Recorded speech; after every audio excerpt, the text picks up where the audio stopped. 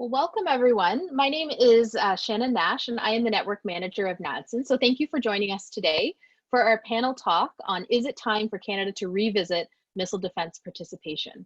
And we have joining us Dr. James Ferguson, Mr. Ernie Regier, and Dr. Nancy Teeple. So just a couple of housekeeping pieces for today. So our panel is going to speak for about 30 to 40 minutes, and then we will open discussion for questions posed by our moderator, Dr. Andrea Sharon.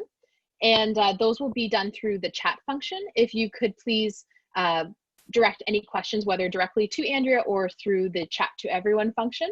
And we would love to hear any of those comments or questions that you may have.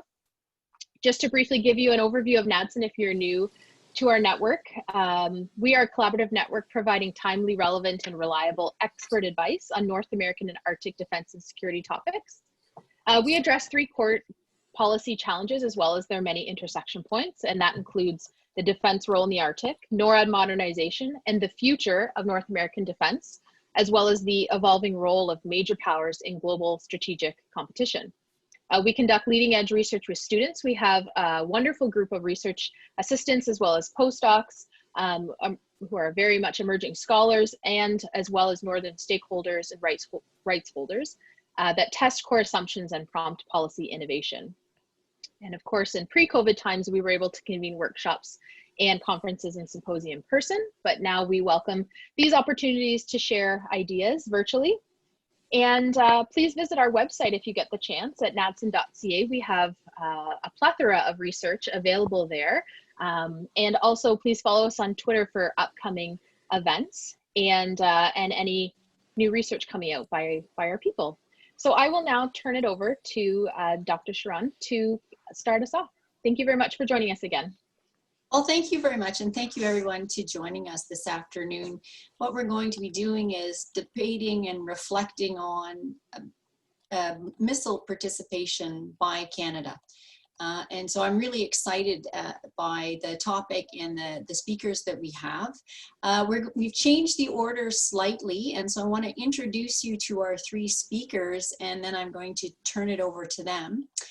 First up, we're going to have Dr. Nancy Teeple, who is a postdoctoral fellow at NADSA and an adjunct assistant professor and research associate at the Department of Political Science and Economics at the Royal Military College of Canada. Her research areas include nuclear strategy and deterrence, missile defense and arms control, and Arctic security. Next, we're going to hear from Ernie Regier, who is a senior fellow in defense policy and Arctic security at the Simons Foundation of Vancouver and research fellow at the Center for Peace Advancement at Conrad Grebel University College at the University of Waterloo. He is the co-founder of Project Plowshares, the Ecumenical Peace Center of the Canadian Council of Churches, and it is one of Canada's premier peace and security centers. And finally, we'll hear from Dr. Jim Ferguson, who is my colleague at the University of Manitoba in the Department of Political Studies and the Deputy Director of the Center for Defense and Security Studies at the University of Manitoba. We're very lucky to have these speakers, and I just want to echo the comments by Dr. Shannon Nash. If you do get a chance, please do look at the NADSN website. We have amongst the fellows international experts from across Canada, the US, and around the world. But I think our real strength is in our student fellows and graduate fellows. They are among the best in the world, and if you are looking for talent and bright ideas, then I recommend that you reach out to them. So without further ado, I'm going to turn it over. Each speaker will have some opening comments, and then we're going to hear from you, the audience, and try and answer as many questions as you have. It will be a combination of me combining the questions and in some cases calling upon you to ask your questions. So stay tuned for that. But now I'll turn it over to Dr. Nancy Teeple. Thank you very much for that introduction, Andrea. I am super honored, and it's a privilege to be able to present on this extraordinary panel of experts. I'll bring my A game, and I'm excited for the discussion that follows. So what I'm going to do is just sort of set the stage for what I see as the primary issues regarding Canada's participation in missile defense, what this means moving forward. And I thought I would start with an introduction from a forthcoming recommended reading list on missile defense that's going to come out at the NADCENT website. So I'll start with that and then kind of break down into a number of questions and issues that we need to consider. Missile defense is a re-emerging topic within the current North American strategic context, particularly the modernization of North American defense. As a pillar of the US strategic defense architecture since the Cold War, reimagined in the new triad to include conventional counterforce options, command and control, active and passive defenses, the role of missile defense was intended to deny the adversary the ability to threaten the homeland with ballistic missiles through the deployment of ground-based interceptors. The missile defense concept has evolved with the threat since. Adversaries are developing delivery systems beyond ballistic missiles, such as hypersonic glide vehicles, advanced cruise missiles, and unmanned aerial systems that can evade early warning detection, tracking, and interception. The Missile Defense Review from 2019 outlines planning new concepts and technological options to meet the increasingly complex threat environment. The MDR describes a comprehensive approach involving the integration of offensive and defensive capabilities as part of deterrence by denial with kinetic and non-kinetic options, including attack operations to degrade, disrupt, or destroy an adversary's missiles before they're launched. This concept is presented as a holistic approach that is sustainable and cost-effective. Realizing the capability to defeat the full spectrum of threats, however, has enveloped missile defense into a larger tripartite architecture in which defeat mechanisms are integrated with sensors and joint all-domain awareness and command and control, JADC2, in a layered system of systems, or rather an ecosystem approach under the new Strategic Homeland Integrated Ecosystem for Layered Defense, also known as SHIELD, in this framework. Canada's role in the system is yet undetermined, but discussions are underway within the defense community and industry as to how Canadian capabilities might be integrated, whether this would include a role in defeat mechanisms. The missile defense question in Canada remains an elusive issue, where Canadian leadership continues to decline participation while leaving open the door for future participation. With the evolution of North American questions about modernization and renewal of NORAD, Canada will be forced to confront this issue as it becomes drawn into a new paradigm centered on deterrence by denial doctrine to detect, deter, and defeat threats to the homeland. So several questions for consideration are these. How will Canada revisit its participation in missile defense? Will this involve revising its position on strategic stability and mutual deterrence? What is Canada's receptivity to an expanded role in North American defense that involves increasing integration with continental missile defense? Canada has a strong tradition in promoting nuclear arms control, non-proliferation, and disarmament. Since the Cold War, Canada actively promoted constraints on nuclear proliferation through the Department of External Affairs, Foreign Affairs, now known as GAC, well into the 1990s. This activist role carried out by government, however, saw a decline in the new millennium following 9/11 and particularly since 2014. With non-governmental advocates picking up the mantle of disarmament, while Canada quietly engages in arms control and non-proliferation diplomacy with less emphasis on disarmament. Two things to take away from this. Canada has a tradition of supporting strategic stability, reinforced by the mutual vulnerability created by mutually assured destruction, a balance that would be violated by one side having a strategic advantage such as offset capabilities and capable missile defenses. Various governments hosted and then removed nuclear weapons from Canadian territory, and Canada has consistently declined to be part of missile defense system in North America that would upset the strategic balance. The second is since 9/11, since the resurgence of Russia and the rise of China as peer competitors, the international security environment has become more complex, uncertain, and threatening. North America is no longer a sanctuary. Canada may see its security enhanced through a stronger alignment with its allies, the most powerful one to the south. In addition to this, Canada may be at a critical point as a result of the increasing uncertainty where it must rethink its position on defense and deterrence in the face of new realities. The impact of threats to North America on Canada as a result of its geography and the binational and bilateral defense relationship it enjoys with the United States. The US missile defense concept is evolving with the new types of threats deployed by its adversaries, mainly rogue states deploying ICBM technology to be able to reach targets in the United States, and the most obvious is North Korea. But also the rise of the great power competition with peer competitors deploying diverse systems with new technologies with enhanced stealth, speed, maneuverability, precision, and accuracy. And of course, the systems for missile defense that are familiar are the Homeland Missile Defense, the ground-based mid-course defense system that deploys ground-based interceptors to kinetically collide with missiles in the mid-phase of their flight. And of course, theater missile defense that we're familiar with, the terminal high altitude system, the Aegis and Patriot systems that are designed to intercept short, medium, and intermediate range ballistic missiles, in some cases cruise missiles, and aircraft. And of course, within all this architecture are the associated sensors for ground, air, and space-based to detect, track, and identify and feed data into the various defeat systems. The missile defense concept is being revised in the current context of increasingly complex threats from adversaries and the evolution and modernization of North American defense. And this makes the concept itself increasingly complex. And this involves a new doctrine, and I'll talk about this over and over again, deterrence by denial under new threats, and the integration of offense and defense with the new emphasis on offense with kinetic and non-kinetic options. New concepts include the integrated layered system for homeland defense and may incorporate the integrated air and missile defense IAMD concept, a developing concept that's discussed at length by our colleagues at the Center for Strategic and International Studies in the United States. Their missile defense project explores this option.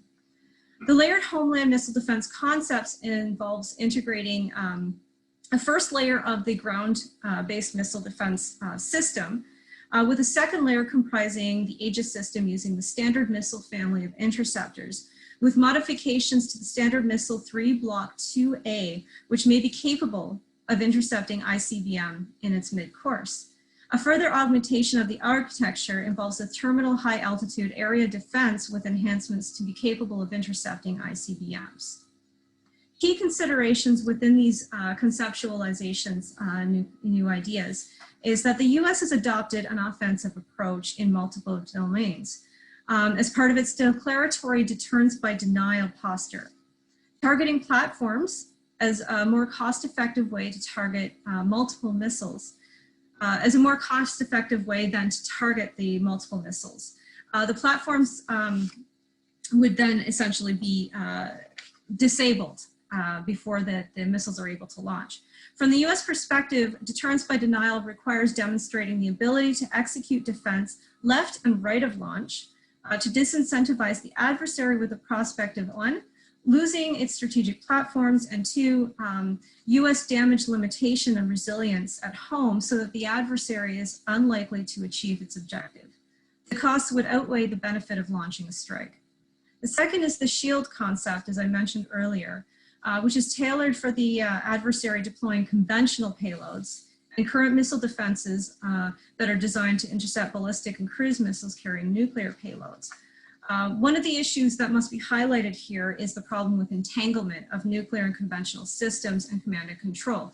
These are more integrated in the Russian and Chinese systems, which involve dual-use delivery systems that create an ambiguity and challenge perception in terms of whether a warhead is nuclear or conventional. And can our systems distinguish the difference? And with that thinking, can an adversary be assured that US counterforce weapons are strictly conventional? A third issue is the primacy issue in the security dilemma logic. The US tries to secure itself by eliminating vulnerability through technological means. US military superiority drives the adversary to pursue nuclear and conventional capabilities that can evade sensors and missile defense interceptors to offset US conventional and nuclear superiority. These conditions might fuel constant arms races, including filling gaps in ISR and missile defenses, and weaker sides' innovation to continually exploit vulnerabilities in the stronger system. We're seeing a new emphasis on regional and national denial, air and missile defenses among the peer competitors. And this is a context. So where does Canada fit into all this? Canada, to ensure its security in a complex and uncertain threat environment, will likely be drawn into missile defense through the evolving and increasingly integrated North American defense architecture and requirements to effectively contribute to defending against threat vectors. How will Canada reconcile this shift with its traditional commitment to strategic stability through constraining strategic arms races, which missile defense is a part of?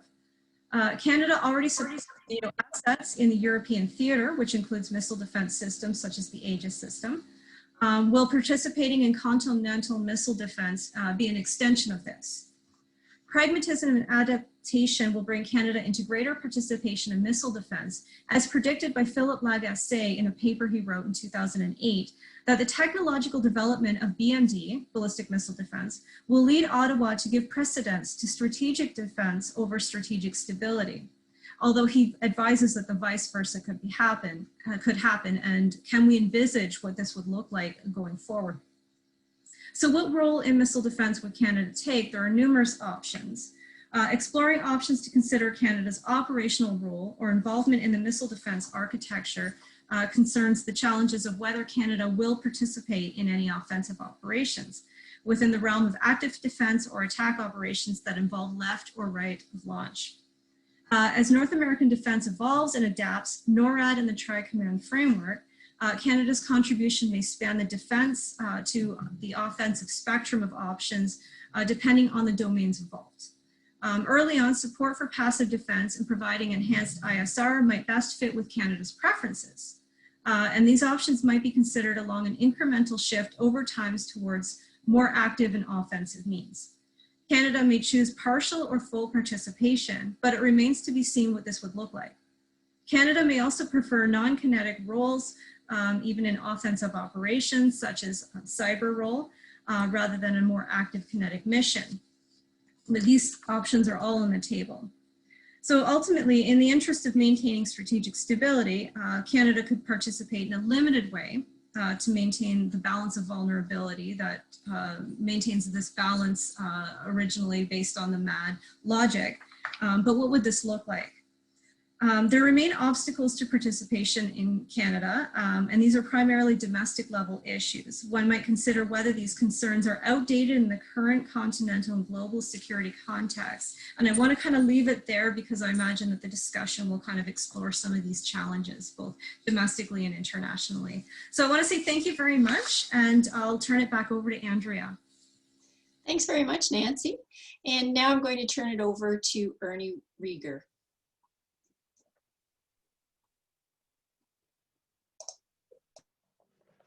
Great, thank you very much. Thanks to the network for organizing this event and for the opportunity to participate. Thanks a lot to Nancy for that comprehensive introduction. I'm going to focus on the GMD system, the North American Ground-Based Mid-Course Intervention System, and do that in recognition that that we're having this discussion in the context of escalating missile threats of various kinds, and we've talked about those already. But I think it's very important to acknowledge how marginal the GMD system actually is to the broadly defined threat that we face. As already pointed out, it doesn't have capacity against cruise missile, hypersonic missiles, and other technologies that are likely to appear. It is pursued, it's deployed so as to pursue only a very limited capacity against intercontinental ballistic missiles. And the main threat to North America is still the Russian arsenal of some 460 land-based and sea-launched missiles, carrying about 1,500 warheads capable of reaching North America.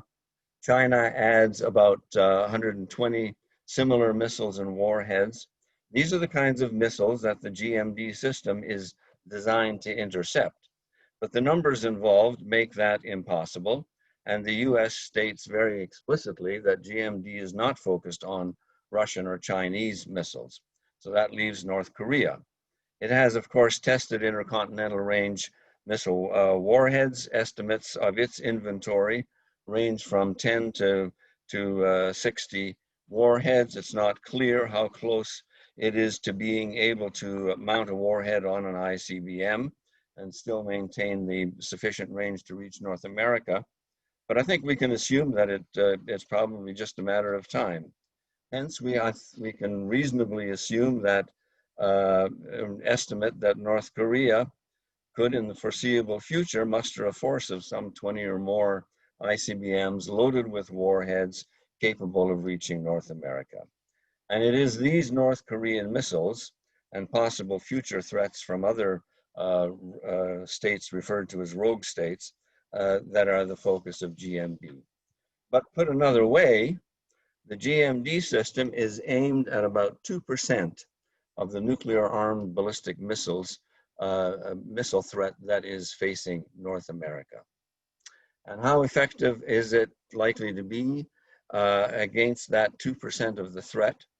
The official answer is that it has a demonstrated capacity to intercept a small number of missiles equipped with simple countermeasures.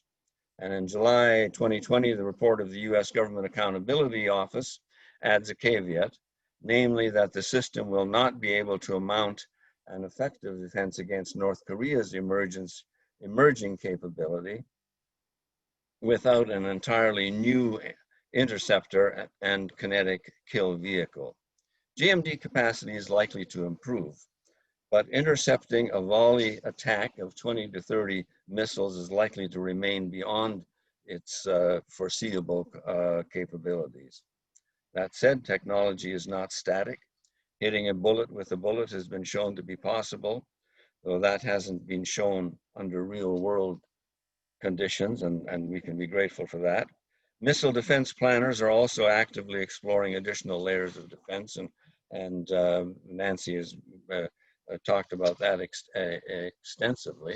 So I think copious amounts of money and enduring enthusiasm in the US Congress will keep this effort alive.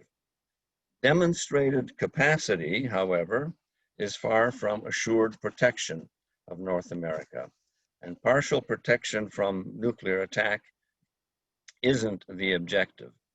In conventional combat, the focus of much of the Missile Defense Agency's effort, an 80 or 90% ballistic missile interception rate would be a major success. In a strategic range nuclear exchange, a 90% interception rate spells monumental catastrophe.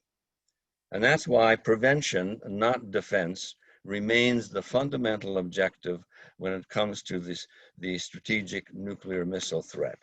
Reagan and Gorbachev, you'll recall, famously concluded that a nuclear war can never be won and therefore must never be fought. And that's been the essential North American approach, prevention rather than defense, since the latter 1950s, since Sputnik actually, despite some high-profile strategic defense ambitions. Prevention is, of course, prominently linked to deterrence, but not exclusively so. It also involves other factors like risk reduction measures, the management of strategic relations, and arms control. Deterrence is obviously a perilous strategy when you consider the consequences of failure, but that's where we currently are. Defense is not an option for the arsenals that face us. Deterrence is the response to 98% of the current strategic missile threat. Are North Korea and other rogue states susceptible to deterrence? Bears discussion, but in the case of North Korea, I think it's certainly not blind to the reality that any North Korean ICBM attack, intercepted or not, would be met by immediate regime destruction. GMD is also promoted as protection against isolated, accidental, or wayward launches. These are definitely not amenable to deterrence. And this is one reason why risk reduction is such a key factor. The most effective means of preventing unintended launches is ending high alert deployments. And de-alerting has been a serious arms control demand for a long time. And both Obama and George Bush actually considered it. But what about the arms control implications of the GMD system? Arguments against strategic missile defense tend to follow two basic lines. One, it doesn't work. And two, it works so well that it incentivizes adversaries to expand offensive arsenals so as to overwhelm any defense, thus undermining arms control. An apparent contradiction, to be sure, but not really so. Missile defense won't ever work in the sense of offering reliable protection from nuclear devastation. That kind of protection isn't part of our world, but the ceaseless pursuit of improvements, sometimes accompanied by extravagant claims for its planned capabilities, and is inevitably taken as a clear and present danger sign by adversaries. They reason that if they fail to enhance their deterrent forces in the face of perceived threats, to them, doubts about their deterrent capacities and will are bound to set in domestically and among their allies. So that's the dynamic. Even the determined pursuit of expanded defenses can incentivize expansion of offensive forces. And that's not just a theory, it's a dynamic that is already unfolding. Article 14 of the New Start Treaty says a party can withdraw if it faces extraordinary circumstances.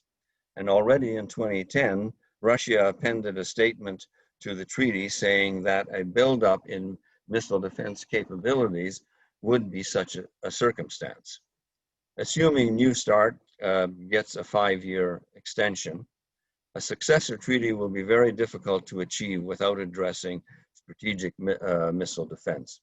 China will certainly remain reluctant to enter arms control talks or continue to restrain the size of its strategic arsenal if there are no limits on strategic missile defense. Meanwhile, both Russia and China also actively turn to nuclear forces that will not be susceptible to ballistic missile defense if it ultimately becomes more effective. For example, the hypersonic missiles and strategic range cruise missiles. Finally, a word about preemption, which Nancy mentioned quite a bit. Deterrence by denial. Homeland defense discussions increasingly explore through SHIELD, as Nancy mentioned, preemptive attacks on quivers, for example, bombers, before they can release their more elusive arrows, cruise missiles. The US nuclear posture now includes an increased commitment to holding Russian strategic missile submarines at risk, threatening preemptive strikes before they can fire their missiles. And the latest missile defense review, as already noted, explicitly links preemption to missile defense, attack operations to degrade, disrupt, or destroy an adversary's missiles before they are launched are part of a comprehensive missile defense strategy. And there's no more destabilizing posture in the international community when in a extreme crisis, both sides believe that they have the best chance of prevailing in some way if they go first. So should Canada seek further direct involvement in GMD? Some things to consider. GMD will not provide comprehensive protection. It's not a substitute for prevention. GMD is already complicating nuclear arms control. The pursuit of strategic missile defense improvements portend chronic strategic destabilization and threats of defense offensive competitions. And such destabilization is seriously exacerbated as defense strategies shift to include overt preparations for preemptive strikes against an adversary's strategic deterrent forces. Does Canada want to be linked to aggressive preemption strategies? Does Canada want to be partner in a system headed for the weaponization of space? Do Canadian military officials really want to be asked every time a test misfires whether Canada still has confidence in the system? I'm going to stop there and thank you very much for listening. Thank you so much. And finally, we have Dr. Jim Ferguson. Jim. Thanks, Andrea, and my thanks to Shannon and the network and for everyone who's here is participating. It's always dangerous going third because you have your little talk put in your head or in front of you on paper, and then you listen to the two in front of you and you start thinking, oh, no, they've said things I need to challenge or something, so you start to shift. I'm not really going to do that. I'm going to try to stick to what I plan to talk about, and I'll try to be as brief as I can. But let me begin with one observation. I have always found it interesting and puzzling at times. And both Nancy, and I would suggest, and Ernie both fall into this trap. And Ernie sort of raised it about contributing to American strategic posture, et cetera, and the negative or destabilizing features. Nancy talked at length, and I don't disagree. I do disagree with some things Ernie says. And I don't disagree with Nancy's description of what the Americans are thinking about and where they're likely going. But it's always the case in Canada, we have a debate about issues which we play on the margins. What Canada does and does not do relative to the United States, Russia, I was going to call them the Soviet Union, Freudian slip, China, etc., has very little bearing on where they're going to go. We have very little influence. And what we always then tend to fail to talk about is what does this new strategic environment mean for Canada and its national interests, and what are they involved here? I'm going to sort of put those aside, though, and talk to you why Canada has no choice but to revisit its missile defense policy. And in fact, it already is in an interesting way. And let me begin with one simple observation. In the past, the debate between, on one hand, air control, to use the NORAD term, or air defense, and ballistic missile defense, on the other hand, reflected the state of technology of the day within the context of the political adversarial relationship. They could be nicely separated. Well, the reality today is that they cannot any longer be separated. Although there may be a workaround in the ground-based mid-course phase that Ernie was talking about. Say, for example, if the United States goes to deploy in a third site in the east, somewhere along the eastern seaboard or northeastern United States, you can take that and perhaps still have a workaround for Canada. I mean, everything's in the way people construct their rationale and define things. But we've always been happy to have these two things kept separate. And what I'll argue to you is that, in fact, they're all falling apart. As Nancy pointed out, with regards to the new threat environment, when we turn to NORAD's warning mission, aerospace warning mission, which is basically consists of two separate streams, the air warning mission, the North Warning System, for example, and the ballistic missile / space warning system, which is an entirely different system. One of the things that's happening, and Nancy spoke briefly to this, is that the requirements in the new threat environment driven by new technologies is increasingly changing. It's changing. And in fact, what you need to do, and I'll explain why this is the case, what you need to do, in fact, is to merge the American system, which is the ballistic missile one, and sort of the Canadian, but not entirely Canadian, it's also American, which is the air defense one, or the air control warning, or the air warning mission, to integrate them all together into a single air and space, or we'll just call it a real, rather than the misnomer of the use of aerospace in NORAD discussions, in the NORAD documents, a real aerospace. So in that case, that doesn't strike me, or I don't think it strikes anyone, as a real big problem, because NORAD's always said its airspace warning includes these components. They will all merge together. And then the question comes, as Nancy hinted at, and I agree, is the question of, well, what does Canada need to contribute to this? But in contributing to it, it's going to be contributing, if you think in the old category, both to the air problem, air breathing problem, and the missile problem, the ballistic missile problem. The types of radars that and other sensors that are going to be required are going to have to deal with both these problems in an integrated system. So in that way, we are going to be in the game, and in a way we already are, but on the margins. But the key thing that driving all of this is this new technology. As was mentioned, and Nancy mentioned a great deal about it, about the Archers and the Arrows, bombers versus cruise missiles today, or bombers in the past versus gravity bombs. Something the Americans always talk about in terms of strategic terms, and that's not new to the Americans. Their naval strategy is a return of the strategy of the forward naval strategy of the 1980s. But what is new, and important to remember for Canada, NORAD is a defensive arrangement. We are not involved, at least not in any sense, unless you bring the NATO equation in. We are not involved in the offensive side, the preemptive side of this.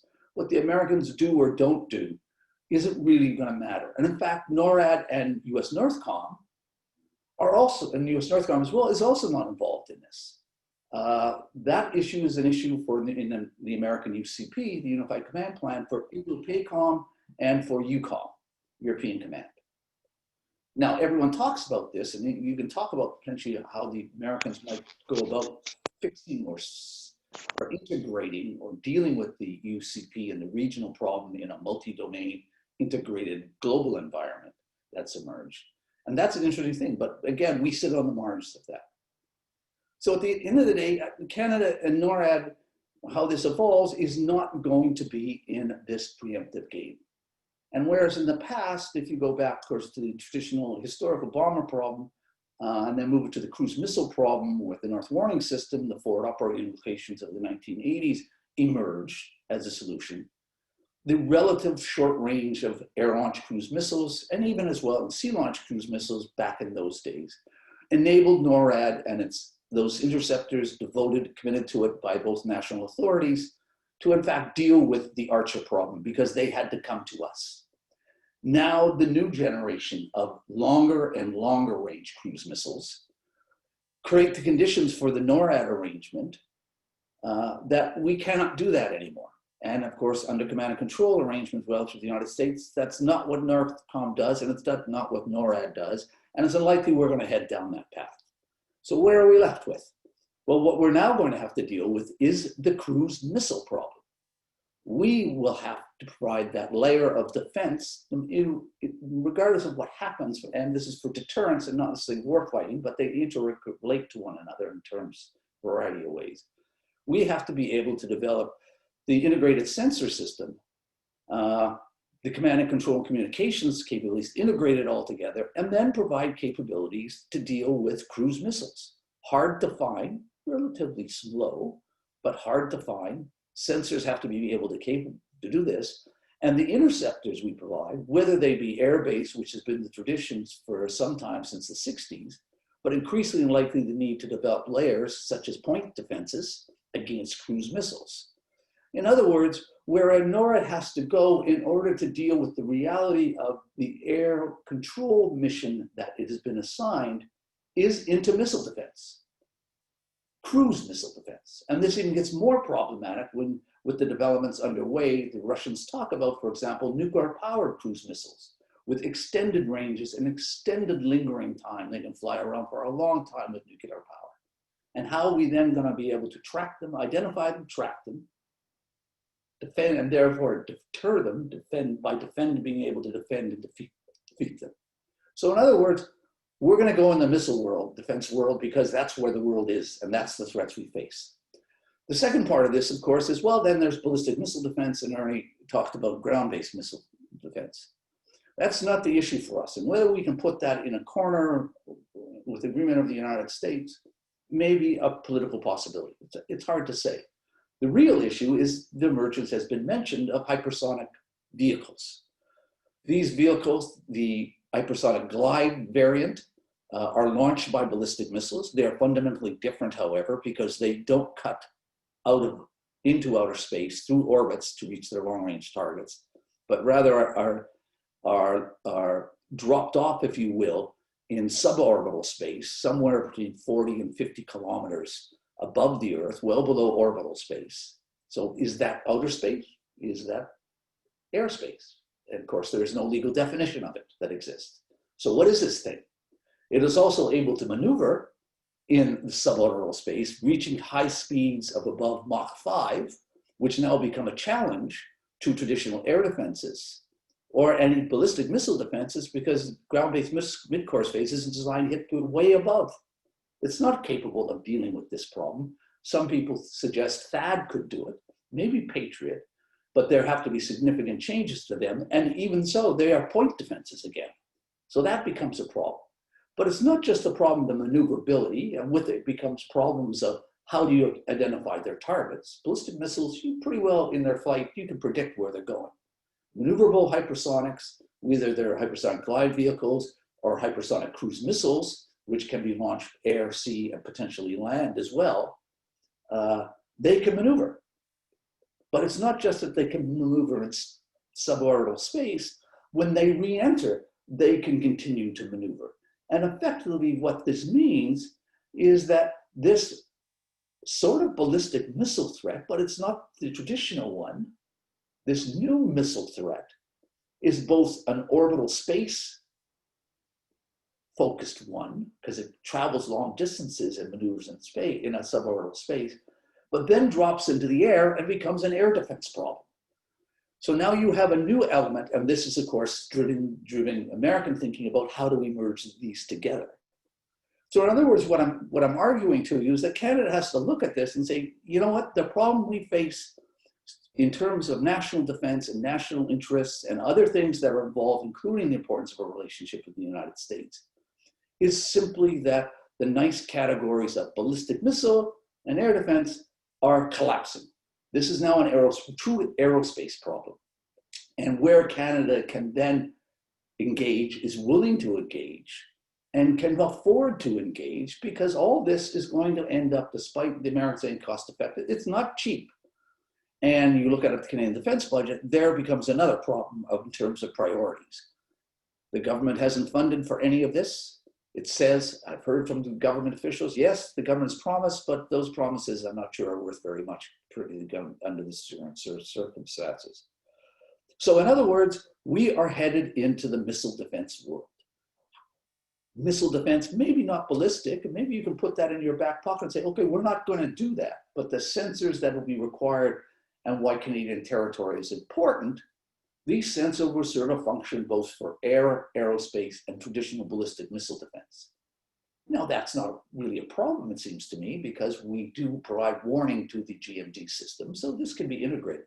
That's not the problematic side of the equation. The problematic side of the equation is what type of capabilities is Canada going to contribute to the actual missile defense problem that we face. And I'll end it there.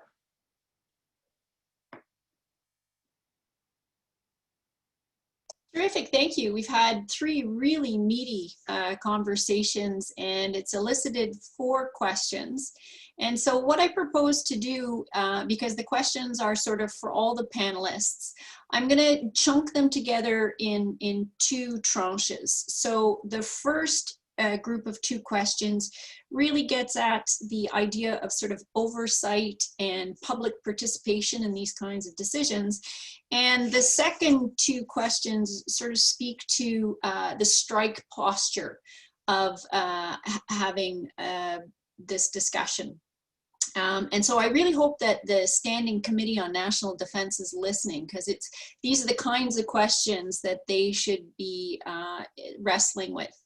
So I'll read out the 2 questions on public oversight, and I'm going to invite the panelists in order, so Nancy, Ernie, and then Jim, to answer as they wish. So the first question is really getting at, does Canada have the regulations in place to be able to participate, especially in ground-based ballistic missile defense, thinking about things like the Remote Sensing and Space Systems Act and a few others. Do we even have the right regulations in place to be able to participate in these kinds of programs and ensure that we are not either violating Canadian law or leaving ourselves open? The other question along the oversight and public participation line, the second question is, to what extent should we be including the public in these kinds of decisions, especially because traditionally we tend to have a split where there's a group of Canadians who are very for participation in these kinds of programs, and then a group of Canadians who absolutely do not want to be associated with these programs. So I'll open that up first to Nancy to answer or comment on those two questions, and then Ernie and Jim. Thank you very much for those questions. I have to say, for the first section on how regulations apply to participation, I don't know how to answer that question. I might have to defer that to my colleagues if they can speak to that. The second part on oversight and public participation in making these decisions, I can speak a little bit to. I know James is more of an expert in this area, but what I might say is there's a challenge here. Because there's numerous domestic political issues that are associated with how much we want to invest and budget for defense and what kind of posture Canada wants to take kind of in the domestic and the broader global realm. And so that's going to be a challenge because on the one hand, I believe the Canadian public is not as aware of the issues. They often see both the nuclear and other strategic challenges to Canada.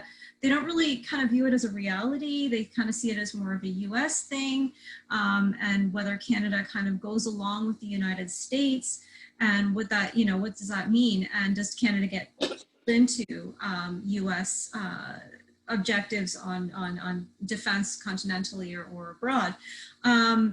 So one of the challenges is we have various political parties that have different approaches to defense, and they might appeal to the kind of sentiments for the public based on, you know, well, this is going to be financially costly, and we have these other priorities. And of course, the other priorities are often very defensive focused. And so when we talk about Canada becoming more and more of a participant in missile defense, whether defensive or an offensive, if the arguments can be couched as, well, Canada's, signing on to an approach that's very offensive and very un-Canadian and challenges strategic stability and works against its tradition of nuclear arms control, non-proliferation, and disarmament, that can be played by various sides in terms of,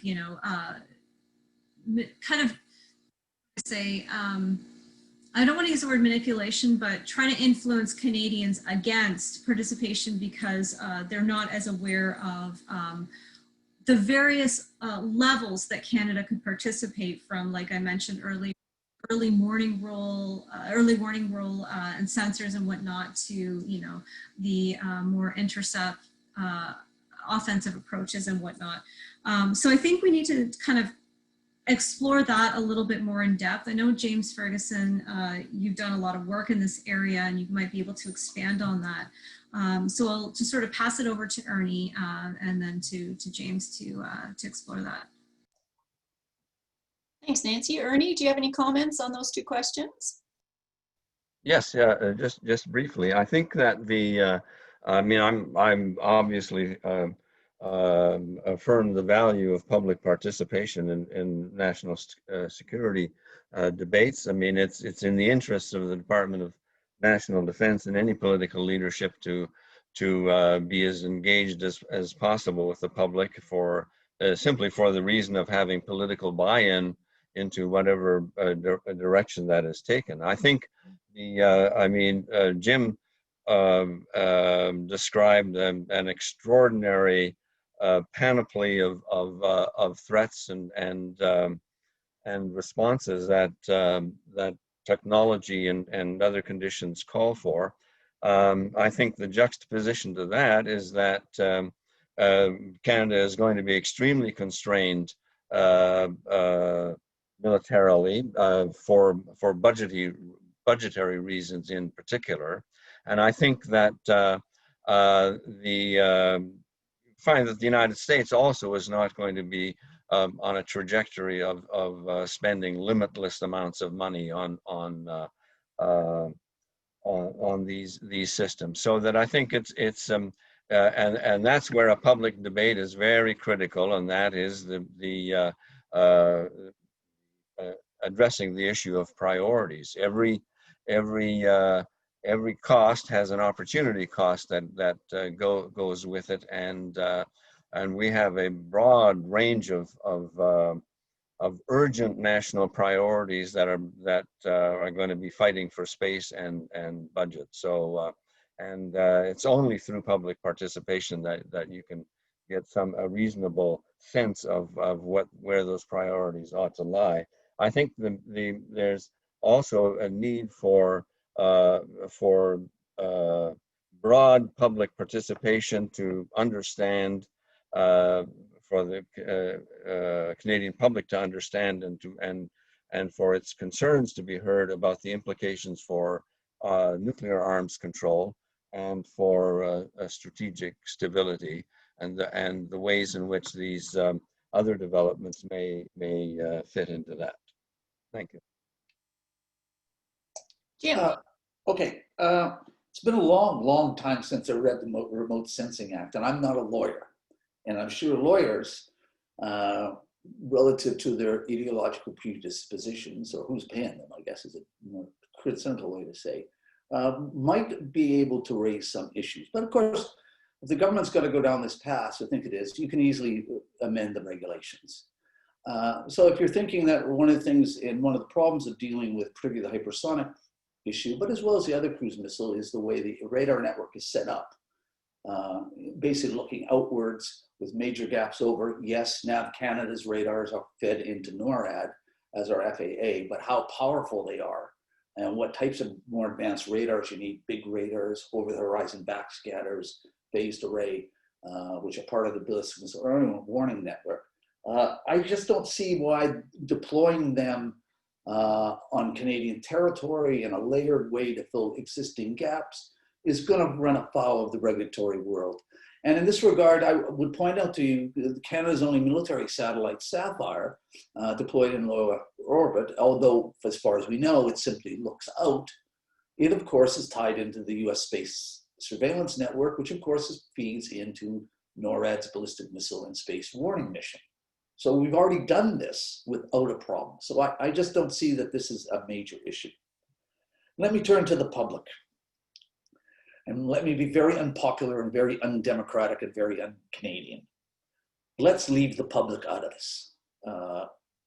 When you say the public, whoever uses the public, all I always think of is the minister in the House of Commons or a speaker in question period standing up and saying to the other side, the Canadian public demands X, Y, and Z. Well, they don't know what the Canadian public demands. That's what they demand. Yes, there is a very small portion of the Canadian public, of which Ernie and I are two of them, which is really interested and really understands and knows the stuff and the issues. But for the broad public, this is not part of their life. It has no salience, it has no relevance. For the government, what they do or don't do in terms of future investments and decisions regarding cruise missile defense, ballistic missile defense, the merger of these, yes, there will be a public kickback, as you always get it.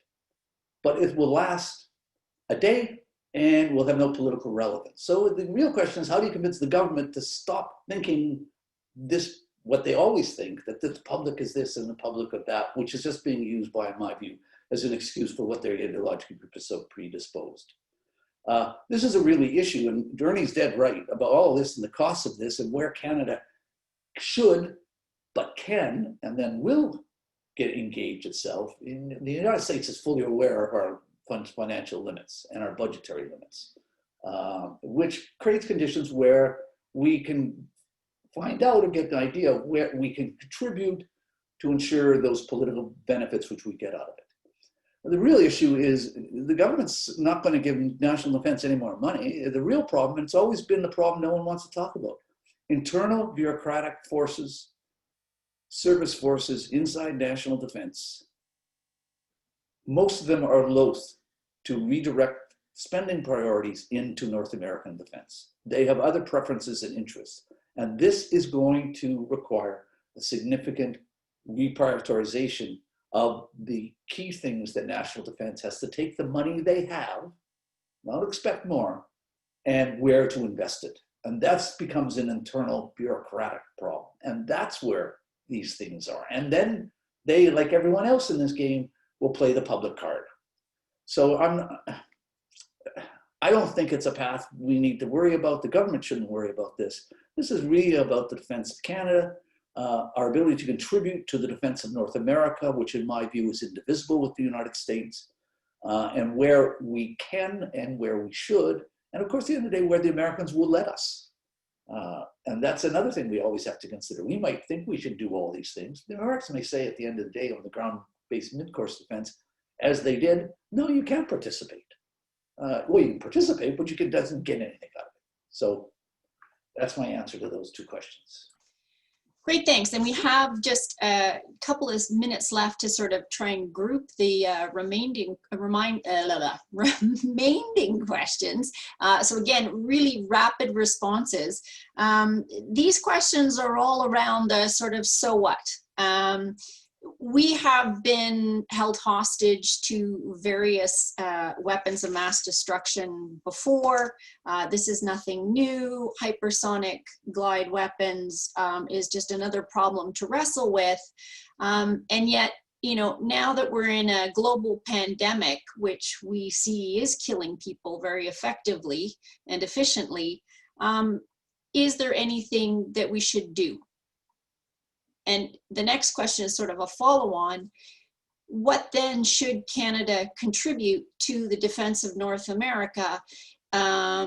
Is it contributing more to missile defense and ballistic missile defense, or is there something else that we can contribute?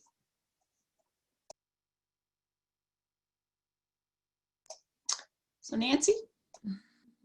Thank you. That is that's a challenging question. I've done some exploring of options based on the works that many Canadians have put out there about where Canada might provide a contribution. And like, I'll go back to what I said earlier about incremental approaches to how Canada might become more and more integrated in providing its role. And like I said, from the start would be an early warning role. It's already doing this, as James discussed, with the satellite constellation that feeds into a system that provides early warning and whatnot. And whether this role will expand into other types of missions. Had it right in front of me.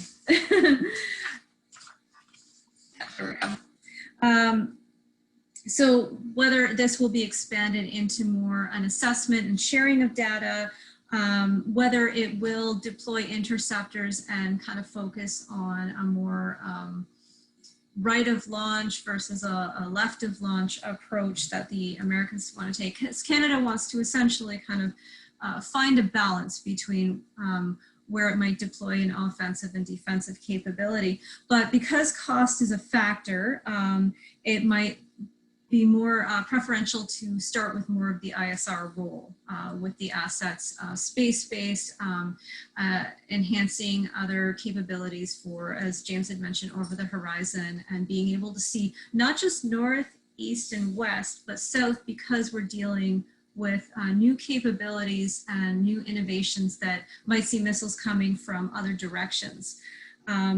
So the challenge, though, that Andrea had identified is, yes, we're in a weird pandemic situation where our resources are being kind of prioritized for other things. And how do we envisage then our contribution going forward? And that's why I suggested, you know, from the first steps of, you know, enhancing our already existing roles as part of our contribution to an expanding network. As I mentioned, that this SHIELD concept is attempting to move forward with innovations, deploying, you know, old and new systems, and what should Canada do? But I'll reinforce with that the challenge that Canada has to revisit how it approaches deterrence. You know, SSE talks about various levels of deterrence in, you know, denial and punishment and whatnot for North American defense based on the conventional challenges. But now, because we're facing threats, Canada might have to rethink how it engages with the United States and how to deter them. That was kind of long-winded, but like I said, into incremental approaches. Great, Okay. thanks. Ernie and then Jem. Thanks a lot. I think one of the things we have to recognize that itemizing a very long list of daunting and scary, frankly, technologies is important. Realism demands it, and we need to pay attention. But that's not a definition of the threat. The threat perception is linked to capabilities, but not at all exclusively. It also is linked to intention, and that's where diplomatic efforts towards the management of the strategic environment, which we haven't talked about a lot, but which is so centrally important. Remember that in the 1990s, Russian capabilities were significantly higher technologically and just in sheer numbers of systems than they are today, but the threat level was way, way down. And the threat level was way, way down because we were living in a different kind of strategic environment for that brief period of time. And I think that's that we need to pay a whole lot more attention about the management of that environment, and we're not in a position to respond exclusively to technologies that emerge. Thanks. Finally, Jim, last words and quickly. Well, quickly, there's a lot of different strategies Canada could consider about how it engages here, assuming, and I argue we do need to engage, but it starts with two fundamental premises. One, as I said, the defense of North America is indivisible. For the United States to defend itself, it has to somehow, it will defend us as well, maybe not to the way we want to. And for Canada to be defended, we in fact act a significant role in being able to defend the United States. The question has always been, and NORAD is one of many solutions, but it's the core institutional solution, is this ensures we have to have some arrangements to ensure that we can get defended to the best of the ability we want to from our superpower neighbor, with inserting what capabilities ensure that, or otherwise the US will defend it any way they like. So where does this leave us? Well, the answer is historically. If you want to look at the historical record in all this issue, the answer for Canada is, and given the arrangements, even what's in the white paper of this, is the likely preference is to avoid the sharp end and engage in the sensor end. Where can we put under the 60-40 funding arrangement? Where do we need new radars? We will put them, our territory is important again to North American defense, not like it was after the Cold War. And that's where I would suggest probably, and then of course that then links back into what our industrial capacity, which has to be considered as well. There might be at the sharp end, we're happy with air breathing interceptors. That doesn't bother us. Ground-based, we used to in the 60s, maybe there as well. But major things such as ground-based missile defense, probably it's not required. As Ernie argued, in many ways he's right about the ground-based missile defense. That's not required, but if we have something that the US thinks would be better to be able to take a shot if necessary, and then all this is about to be able to detect so we can deter. And at the worst case scenario for Canada's interests, what can we do in terms of damage limitation? We can't defend ourselves 100%, no one can, but what can we get out of this? So that's my answer to that question. Thank you, Jim. Please join me. We can use our little reaction button and thank all of the panelists very much for their contribution to this discussion today. And I turn it over to Dr. Shannon Nash.